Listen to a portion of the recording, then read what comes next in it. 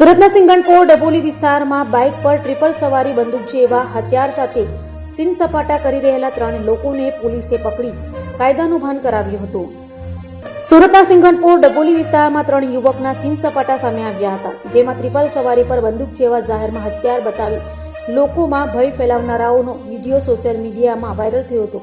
જે વાયરલ વિડીયોના આધારે સિંગણપોર ડભોલી પોલીસે કાર્યવાહી કરી હતી અને આરોપીઓને પકડી તપાસ કરતા બંદૂક પ્લાસ્ટિકની હોવાનું સામે આવ્યું હતું। જોકે પોલીસે 3 યુવકને અટકાયતમાં લઈ કાયદાનું ભાન કરાવી માફી મંગાવી હતી। અમે 3 જણ બાઇક પર સવાર થઈને આવતા હતા તો પ્લાસ્ટિકની બંદૂક જેવી દેખાતી વસ્તુ મળી અમને, તો અમે છોકરા માટે લઈ જતા રમવા આવ્યું, પણ કોઈને બીક ભરાઈ ગઈ કે આ કંઈક લઈને જાય છે, તો કોઈ કહી દીધું પોલીસને જાણ કરી દીધી કે આ વસ્તુ લઈને જાય છે, તો હવે બીજો અમને બીક નહીં કહેવાય, તમે કોઈને ભૂલ નહીં કરવા માફી માંગીએ છીએ।